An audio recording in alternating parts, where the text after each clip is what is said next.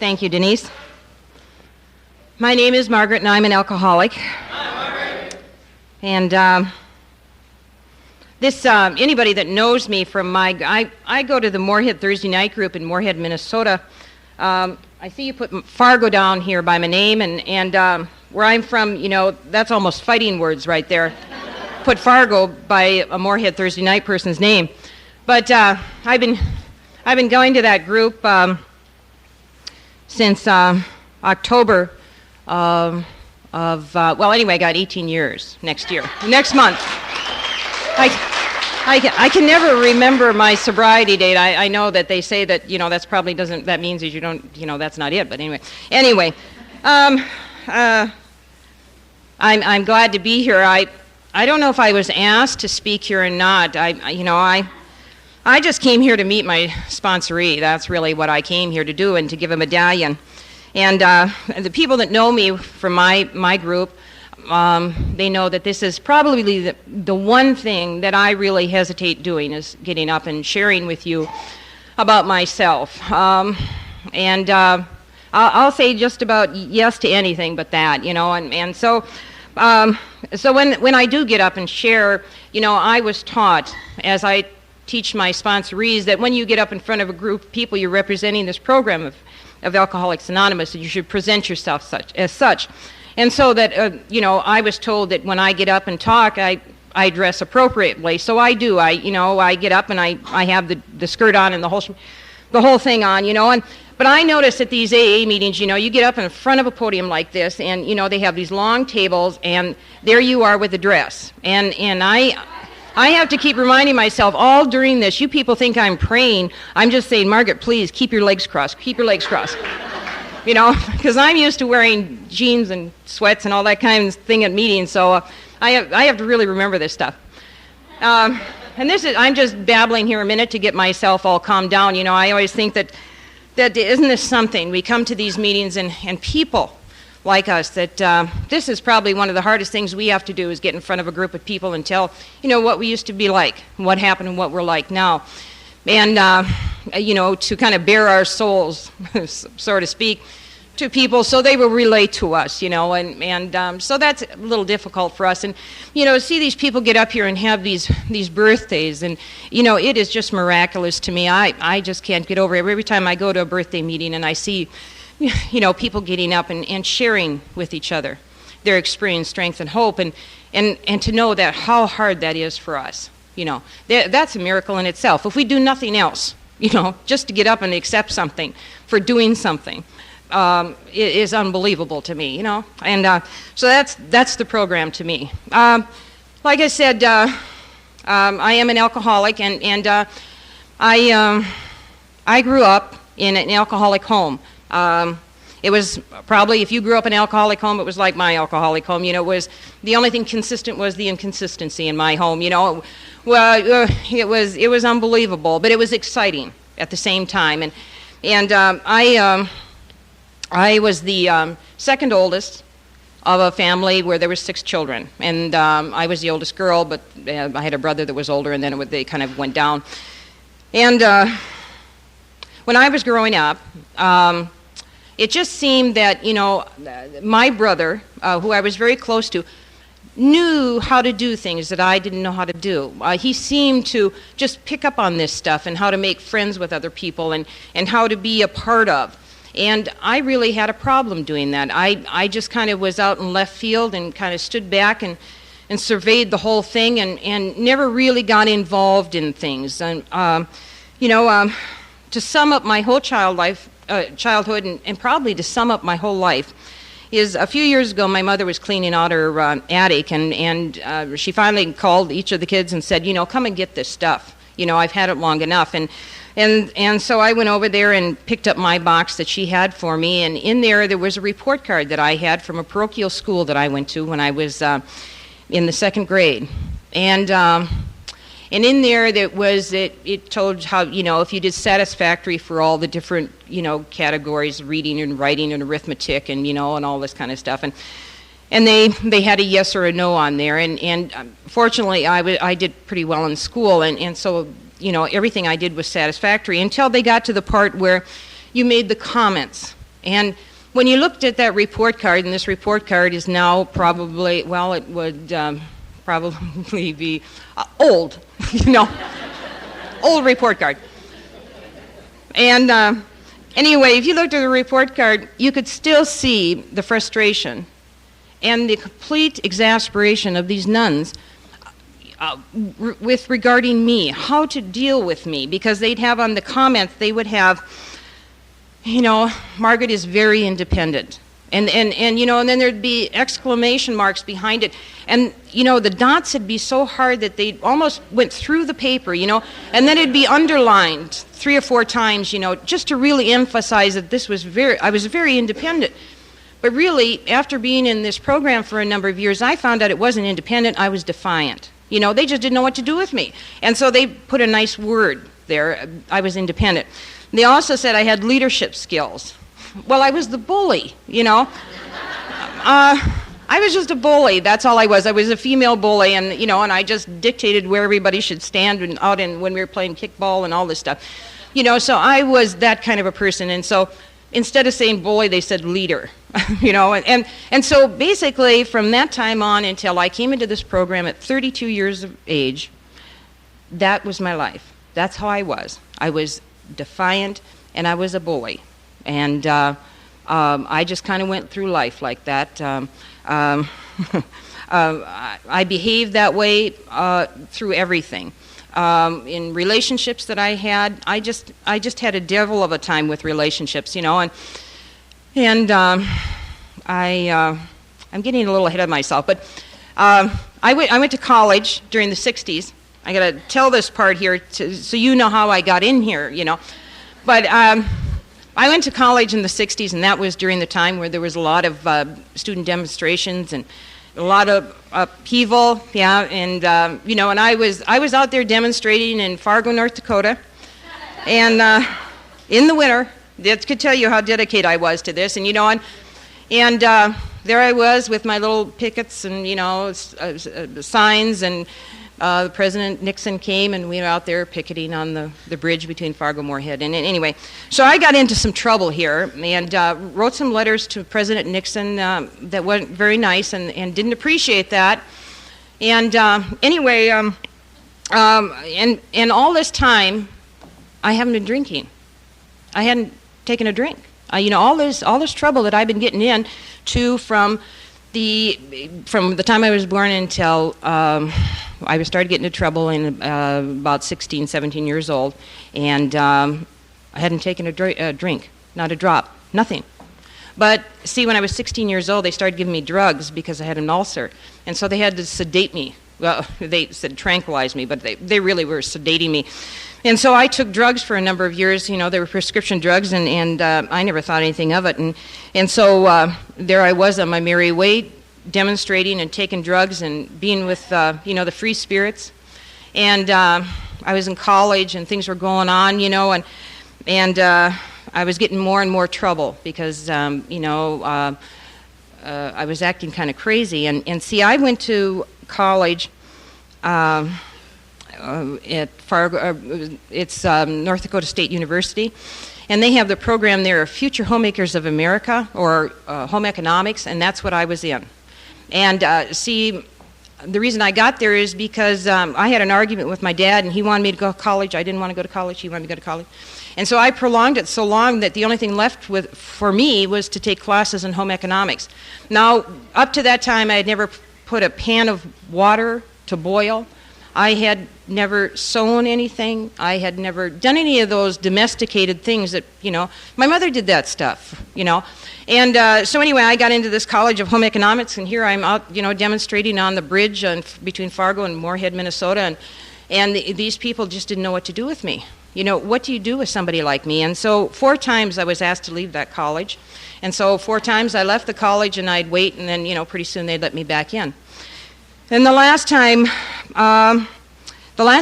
I started drinking. I went to a football game, and I had homemade blackberry brandy and Everclear, and that was good. I found what I needed, and I threw away the drugs for a while, and I thought, this is manna from heaven, you know. This was socially acceptable. This is something I could do with you people and feel part of, sometimes a little better, you know. But I could participate with you. When I took drugs, I'd sit in a room and, you know, look at the wall and think about things, you know. Didn't do too much talking, none of that stuff, you know, but and so when I was drinking, I could be out with you people, and pretty soon I found out that I liked to be out there. And, you know, and this alcohol just kind of made everything good. I knew what when alcohol went in me, I knew what it was going to do. It was going to change everything around me. It was going to make me feel good, make you look good, make me, you know, popular, all that kind of stuff. I knew that's what alcohol did to me. And I continued to drink for a number of years. In the meantime, I left college. I got this job at this fast food. It was a company that had some fast food, and in fact, I demonstrated against this company once. Something about inhumane treatment to chickens or something, you know. And anyway, they hired me. I went to this interview, and, you know, they hired me, and I got this job, and here I was in this this business, you know, and this business was run like something like the military. There was a chain of command, and this guy that I worked for, he'd been in the military for a number of years, and in fact, you'll probably hear about his story tomorrow night. But that gentleman, I started working for him. He hired me, and this, I think, was the first time that God stepped into my life and kind of directed me a certain way, because I never planned to stay at that job. I was only going to stay there for a short period of time and then go on. And in fact, I'm still at that job today, you know. But he didn't realize when he hired me, he hired me for a secretary receptionist, and he didn't realize I didn't know how to do any of that stuff. I'd never put a piece of paper in a typewriter. I'd never answered a phone with more than one button on it, you know. I'd never worked a calculator. I'd never done anything. He never asked me, you know. I just talked. A lot, and you know, so he hired me. From that time on, he has never hired another secretary receptionist without him standing there watching her type out an application, though.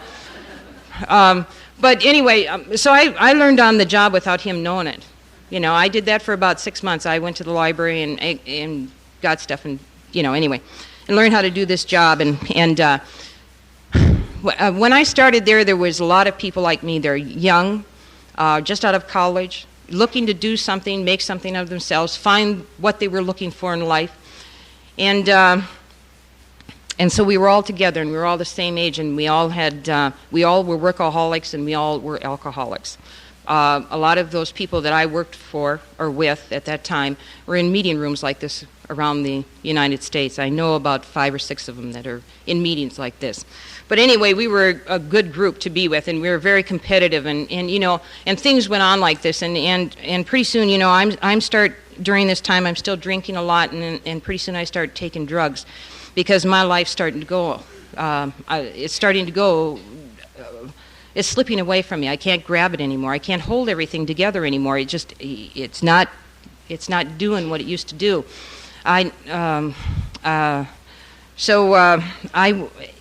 During all this time, I'd been going to a number of psychiatrists and psychologists and counselors and all this. Somebody to fix it for me. I wanted somebody just to fix my life for me and get this over with, and then, you know, then I could get on again. And nothing was working. And finally, in desperation, I went to this one doctor, and probably for the first time in my life, I told him what I really felt like, you know, the hopelessness that I had, and how I lied and deceived and, you know, manipulated and conned people, and I was getting tired of it, and, you know, what could I do, and where could I go? And he happened to know who I worked for, and he suggested that I go talk to Don and tell him what was happening in my life and how I was feeling. And I was really upset with this doctor, because I knew that he was telling me that I was an alcoholic, and I never wanted to be that way.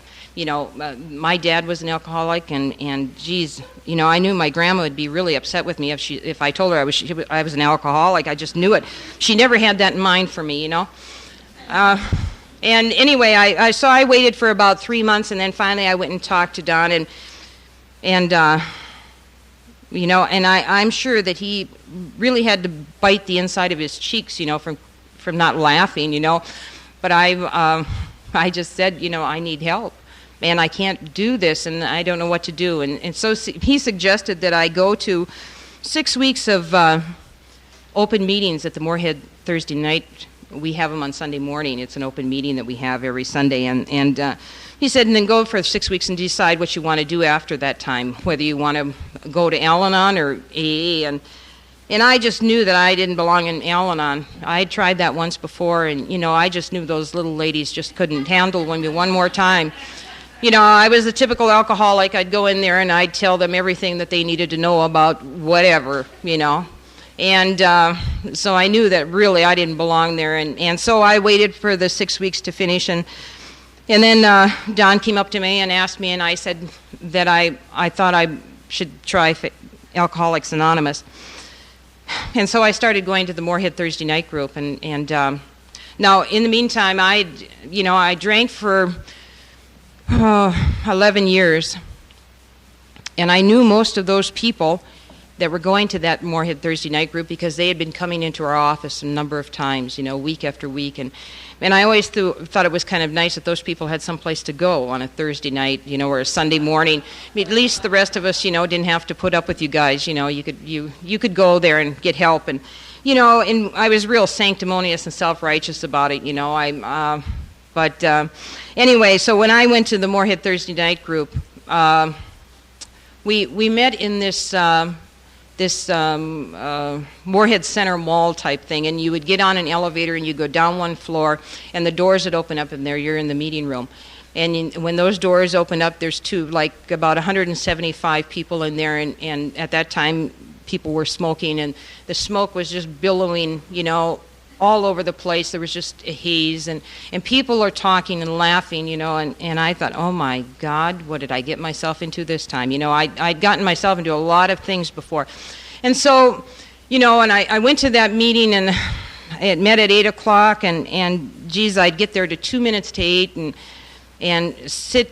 When I first came there, they sat me in the second row, the fifth chair in, amongst all these women. And I didn't want to be around women. I didn't want them. I didn't like them. I didn't see any benefit. All they were was competition for me. That's all they were, you know. And so they plopped me down in front of these women. And I wanted to go on the other side where the guys were sitting because I could relate to them, you know. Anyway, so that's what I do. I'd come in at 3 minutes to 8 o'clock, sit in that chair, and be miserable. But I started listening to you people, and you know, and they'd ask me for coffee, to go out for coffee after the meeting, and I said no, I had so many important things to do. I didn't have anything to do. Nobody was asking me to do anything, you know. They didn't want to even be around me. And here these people were, they were asking me to go out to coffee, and you know, and I said no.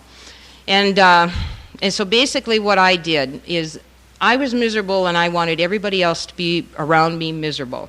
You know, this is the way I wanted it, and they refused to be miserable around me. And you know, that really can irritate a drunk, you know. And you do and say things to get a reaction, and there was no reaction, and I think, oh, geez, you know, it was unbelievable to me. And this is kind of how I started, and that was my first year. That it was talk about gloom and doom from the, you know, when they talk about it in the big book, that was me. I mean, I was surprised people just didn't scatter from me. In fact, when I think about it today, and my behavior in rooms of Alcoholics Anonymous, I get embarrassed because that's how bad I was. You know, and I'm sure there's people that are worse than me, you know, but I can only tell you what I feel like today. That today it amazes me. And when some new person walks in the door and they're acting like I acted, you know, I just kind of chuckle and go and irritate them, you know. Welcome them, you know, get them a cup of coffee. Oh, geez, you know, that just really used to slay me.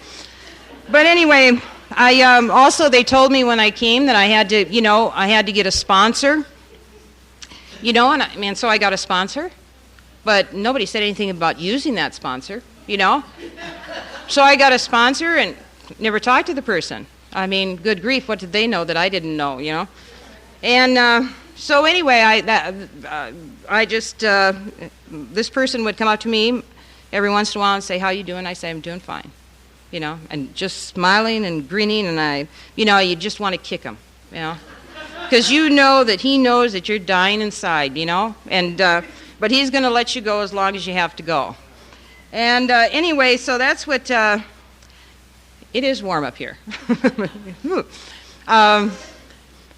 So that's the kind of game that I played with my sponsor at the beginning, and that's the way I had to do it. I don't recommend that anybody else do it that way, but I was one of these people that it took a lot of pain and a lot of misery for me to change, and they just had to kind of let me go and let me do it my way for a while until I realized that my way wasn't the right way and I couldn't do this by myself. They talk about ego deflation at depth, and really that's what I had to be taught, that I could not do this by myself. And that was really difficult for me. They say that we should have developed some humility, but to me it was humiliation. I thought that, this was the last place I wanted to be, because I couldn't imagine what you people could give to me that I hadn't given doctors. I paid them to tell me what was wrong with me, and they couldn't tell me. But of course, I never told them the truth in the first place. And then all of a sudden, I was coming to groups like this and meeting with people like you, and you were telling me that, this isn't going to cost you anything, Margaret. All it's going to cost you is just to give something of yourself, just a little bit. And so as the year went on, and I'm coming up to my first year birthday, and finally I have to make a decision whether I'm going to get on with this program or I'm going to leave. Because, see, how really I got here was I got into some trouble, some big trouble. And usually I could get out of the trouble that I was in just by talking and crying a little bit. You know how women do that stuff? When you get stopped for speeding tickets or drunk driving and you just kind of weep a little bit. Well, see, when that happened to me, they didn't throw women in jail then because they didn't have any place to put them, so they just kind of escorted you home. But now they throw you in jail, just like the rest of them, And but anyway, and so I couldn't get out of this trouble anymore. And these people were real serious. These people, I had done some stuff and known some people that probably I shouldn't have been messing around with, and they were looking for some people, and they thought I knew something about it in any way, and they wanted me to start doing something, and so really I had to make a bargain with these people that I would do something about myself and my behavior. And so I told them that I'd go to Alcoholics Anonymous for a year, and they agreed to that, and I agreed to that. And so basically, really what I was going to do when I first came here was only going to stay a year, because you didn't have anything really. I mean, what could you teach me? And so that end of the year was coming up, see, and I hadn't really been doing anything. I hadn't been talking to anybody. I hadn't been participating in anything. All I've been doing is showing up at that meeting, the second row, the fifth chair in. That's all I was doing. I thought this was going to come through osmosis. This was going to come through my pores, and I didn't know what I thought. Maybe I was thinking too much. That's probably my problem. But anyway, I had to make a decision whether I was going to get with this deal or I was going to leave. And I knew that if I went out again, I don't really know if I would have made it back here into a room like this. With the ego that I had, and I don't know if I could have come back. And that scared me. And I knew that if I didn't find help here, I didn't know where there would be any other help. And so finally I sat down with my so-called sponsor and talked to him and told him what I was feeling like, what was happening to me. And he sat there and he talked to me, and I listened. And the first time I'd ever listened to anybody in my life asking for help. And so that kind of started this journey that I've been on for the last 18 years. It has just been unbelievable to me. Somebody that came and that had no hope for anything to be better, had no friends.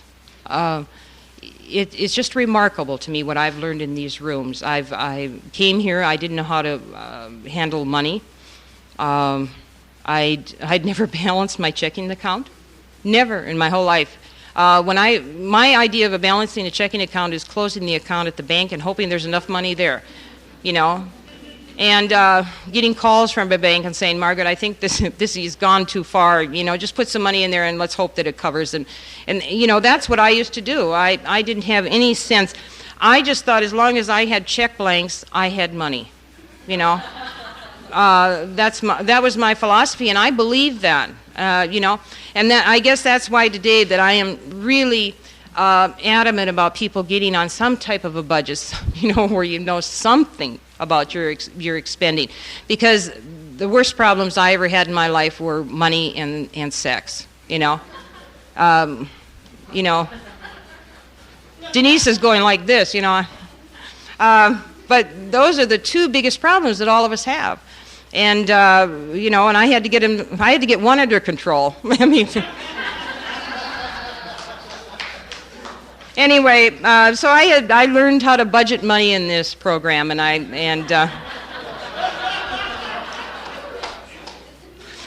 time I speak in front of my sponsor, I think, he should really be up here and kind of giving sign language, like, yeah, this one's the truth and that one's not the truth, because he was there for a lot of my story because I worked for him, and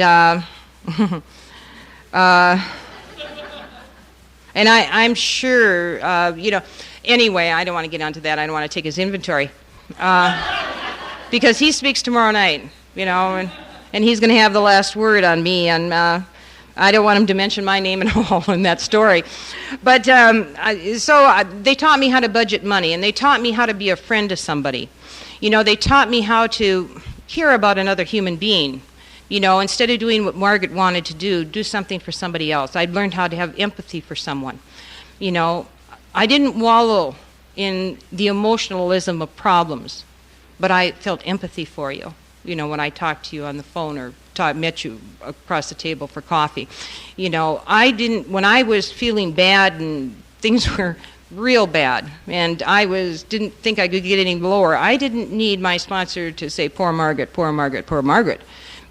I didn't need that. I needed, somebody to give me help me up, and get going and work out these problems. And so I learned how to do that, and I learned how to read the big book, and what a book. Every time I read that book, even today, every time I read it, I think, oh my goodness, I didn't read that part last time I read it, because I keep growing every time I read that book. And, I don't know why things are not working in my mind tonight. I'm kind of going back and forth here, and I don't know if I'm making sense to you.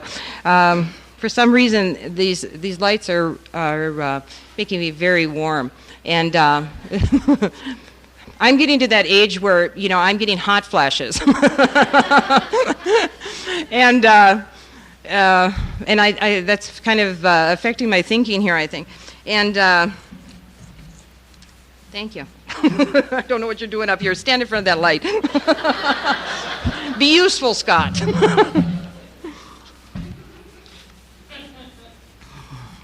More water. That's better. Thank you. I'm going to fry my brain up here. Listen, there isn't much left. Oh. Geez, if I would have known that, we would have had this conversation at the beginning. Thank you. Oh. Anyway, I don't really know what I've said now.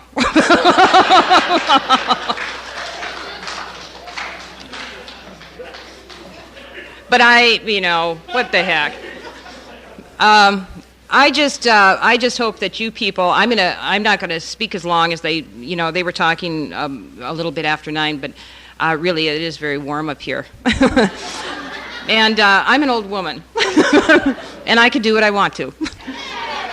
And but this really has been a nice deal for me, and I do hope that you come tomorrow night and hear Don N.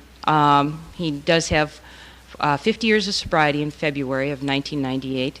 And he knows so much about this program, and there's nothing that I can say really. But I thank you for asking me to share. And if I've made light of some things, that's okay, huh? Thank you.